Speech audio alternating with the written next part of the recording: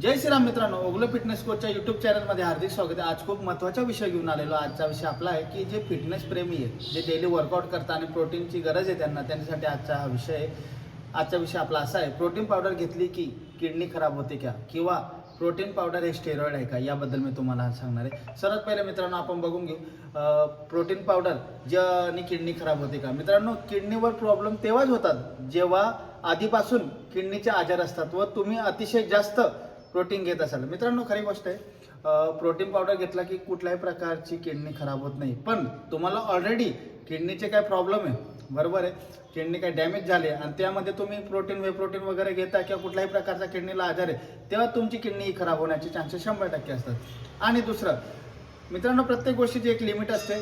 protein कुठलंही घ्या, तुम्ही कुठल्याही प्रकारचं प्रोटीन घ्या, तुम्ही एका लिमिटमध्ये घेणार, तुम्हाला जेवढं शरीराला पाहिजे तेवढं लिमिट घेणार, किंवा तुम्ही बॉडी बिल्डिंग करत असणार तेव्हा तुम्हाला जी